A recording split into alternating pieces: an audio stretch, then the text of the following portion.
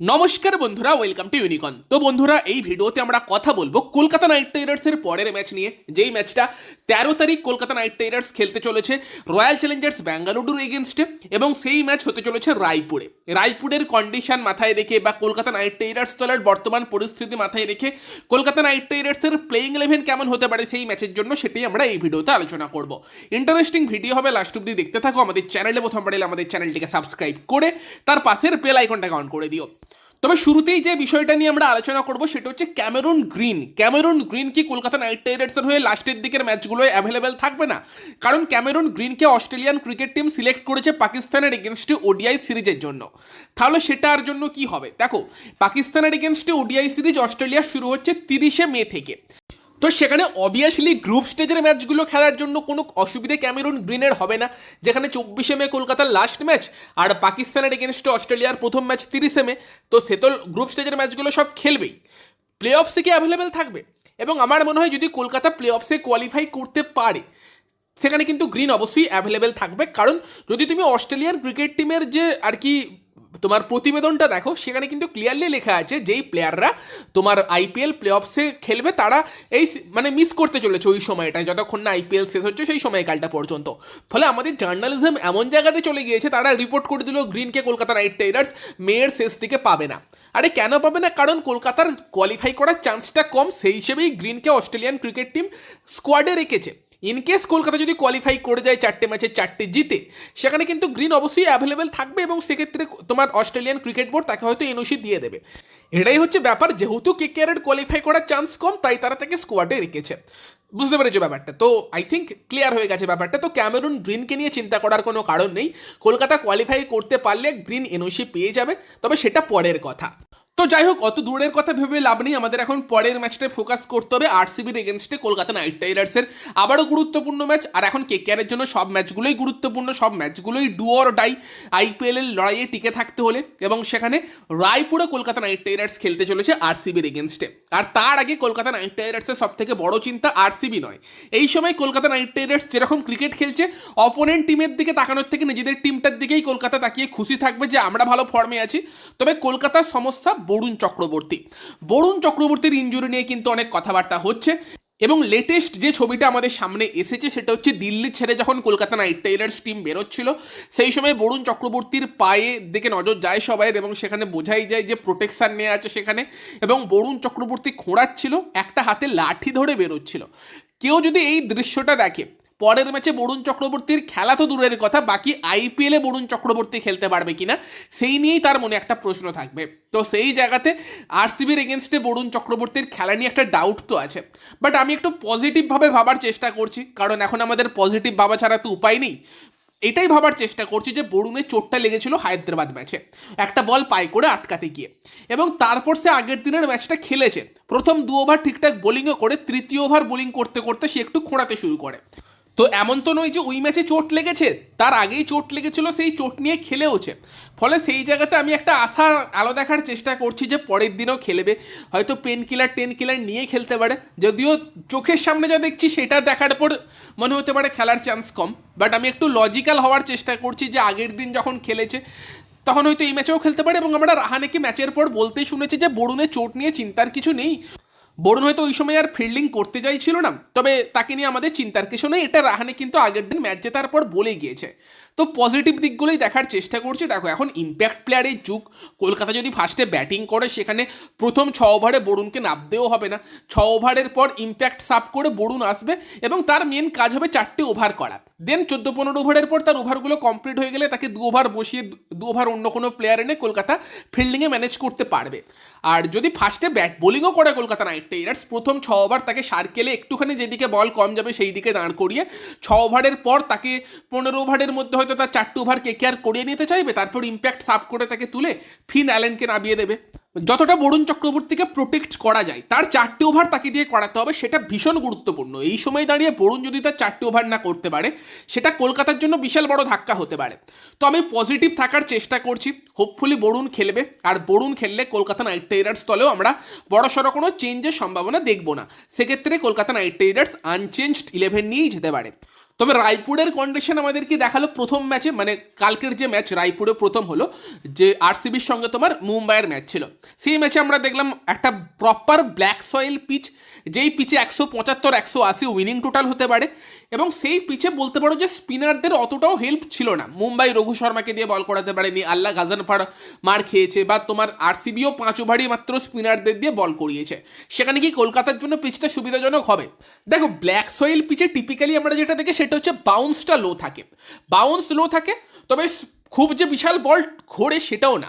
তবে স্পিনারদের মেনলি বাউন্সের উপর কন্ট্রোল রাখতে হয়, ঠিকঠাক লাইন লেন্থে বোলিং করতে হয়। তবে সেই জায়গাতে ফাস্ট বোলাররাও যারা হিট দ্য ডেক বোলিং করে তারা কিছুটা বেশি এফেক্টিভ এই টাইপের কন্ডিশনে হতে পারে। অনেকটা লখনউয়ের এগেনস্টে কলকাতা যে ম্যাচটা লাস্ট লখনউয়ের মাঠে খেললো সেই টাইপের পিচ। তো বলতে পারো যে কিছুটা হিট দ্য ডেক বোলারদের এই টাইপের পিচে বেশি রোল থাকতে পারে। বাট কলকাতার কাছে যে দুটো স্পিনার আছে তারা একদম টপ কোয়ালিটি, বরুণ চক্রবর্তী এবং সুনীল নারায়ণ, তারা এই টাইপের ব্ল্যাক সয়েল পিচ কিন্তু এনজয় করবে। সেখানে তাদের খুব একটা অসুবিধা এই টাইপের পিচে হবে না। বাট যদি ইনকেস বরুণ খেলতে না পারে সেখানে কলকাতার চাপটা হতে পারে। কলকাতার কাছে অপশান কি আছে? বরুণ খেলতে না পারলে প্রশান্ত সোলাঙ্কি আছে, দাক্স কামড়া আছে। যদিও আমার পার্সোনালি দাক্সকে পছন্দ, বাট দাক্স এখনও এই স্টেজে বোলিংয়ের জন্য তৈরি কিনা আমার সেই নিয়ে সন্দেহ আছে। সেই তুলনায় প্রশান্ত সোলাঙ্কি, সে আগে আইপিএল খেলেছে, এক্সপিরিয়েন্স আছে, ভালো লেগ স্পিনার, ঠিক আছে। তবে এরকম প্রপার ব্ল্যাক সোয়েল পিচ হলে যদি বরুণ খেলতে না পারে সেখানে আরেকটা স্পিনার নিয়ে আসা ঠিক হবে কিনা সেই প্রশ্নটা থাকতে পারে। সেখানে কলকাতা যদি আরেকটা পেসারের দিকে যায় সেটা খুব একটা খারাপ অপশন হবে না, কারণ আমরা দেখেছি রায়পুরের পিচে ভেরিয়েবল বাউন্স ছিল, মানে নর্মালি ব্ল্যাক সয়েল পিচে বল নিচু থাকে সেটা থাকছিল, আবার কিছু কিছু বল এক্সট্রা বাউন্সও পাচ্ছিল। ফলে সেই টাইপের কন্ডিশনে কার্তিক ত্যাগীর মতো বোলার যে 150 টাচ করতে পারে, ওরকম একটা গতিতে হিট দ্য ডেক বোলিং করে, সেরকম একটা বোলারের রোল কিন্তু মিডল ওভারে ভীষণ ভীষণ ইম্পর্টেন্ট হতে পারে। ফলে সেই জায়গাতে যদি কলকাতা আর একটা এক্সট্রা ফাস্ট বোলার নিয়ে আসে, কার্তিক ত্যাগীকে পাওয়ার প্লেতে বোলিং না করতে হয় বা একটা ওভার করে, সেই জায়গাতে কিন্তু কার্তিক ত্যাগীকে কলকাতা নাইট রাইডার্স মিডল ওভারে বরুণ চক্রবর্তীর বিকল্প হিসেবে ইউজ করতে পারে। ফাস্ট বোলারদের মধ্যে অপশান বলতে গেলে সৌরভ দুবে একটা অপশান কিন্তু হতে পারে, যে তোমার পাওয়ার প্লেতে করতে পারে, ডেথে করতে পারে, যেটা কার্তিক ত্যাগীকে মিডল ওভারে বোলিং করার জন্য কিন্তু স্বাধীনতা দিতে পারে। তবে আরেকটা অপশান কলকাতার কাছে আছে, মাথিসা পাথিরানা। কলকাতার জন্য একটা বরুণ চক্রবর্তীর মতো প্লেয়ার ছিটকে গেলে আর একটা এমন বোলার লাগবে যে 4 ওভারের ব্যাংকার হবে, 4টে এমন ওভার দেবে যেখানে অপোনেন্ট টিম বেশি রান করতে পারবে না, উইকেট তুলে দেবে, এবং সেখানে পাথিরানা সেরকম একটা অপশান বেঞ্চে আছে।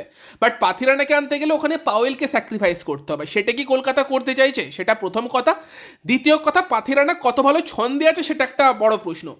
ডিজে ব্রাভো সে যা সংকেত দিয়েছে সেটা শুনে মনে হতে পারে যে হয়তো পাথিরানা প্র্যাকটিসে সেরকম ছন্দে নেই, ফিট আছে বাট প্রপার ম্যাচ ফিট হয়তো নেই। মানে টিম যেই ছন্দে তাকে বোলিং করতে দেখতে চাইছে সেই ছন্দে হয়তো এখনো অবধি প্র্যাকটিসে পাথিরানা বোলিং করেনি, সেই কারণেই তাকে নিয়ে টিম এখনও রিস্ক নিচ্ছে না। বাট যদি বরুণের মতো প্লেয়ার ছিটকে যায় সেক্ষেত্রে হয়তো রিস্কটা নিতে হতে পারে। আর পাথিরানা আসা মানে তুমি কার্তিক ত্যাগীকে মিডলে ইউজ করতে পারবে, পাথিরানাকেও মিডলে ইউজ করতে পারবে, ফলে বরুণ চক্রবর্তীর যে অভাব সেটা কলকাতা কিছুটা মেক আপ করতে পারবে, এবং এই টাইপের কন্ডিশনে পাথিরানার মতো বোলার এফেক্টিভও হতে পারে। তো সেখানে অপশান যদি কলকাতা নাইট রাইডার্স বরুণ চক্রবর্তীকে খেলাতে না পারে কী কী আছে, একটা ডাইরেক্ট প্রশান্ত সোলাঙ্কির মতো একটা স্পিনারকে নিয়ে আসা, লাইক টু লাইক রিপ্লেসমেন্ট, সেকেন্ডটা সৌরভ দুবের মতো একটা বোলারকে নিয়ে আসা, এবং মিডলে কার্তিক ত্যাগী, ক্যামেরুন গ্রিন, তাদের হিট দ্য ডেক বোলিংটা ইউজ করা, সুনীল নারায়ণ এবং অনুকূল রয়ের স্পিন বোলিংয়ের পাশাপাশি।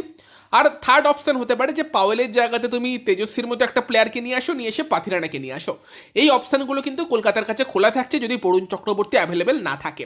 তবে আমাদের স্বপ্ন দেখতে হবে, আশা করতে হবে যেন বরুণ চক্রবর্তী খেলে, আর বরুণ খেললে সেক্ষেত্রে কলকাতার আনচেঞ্জড লাইন আপ হওয়ার চান্সটাই বেশি, চেঞ্জ কোনো এক্সপেক্ট করবো না সেক্ষেত্রে। তবে হ্যাঁ, একটা এক্সট্রা পেস বোলিং অপশান আরও থাকলে হয়তো ভালো হতো।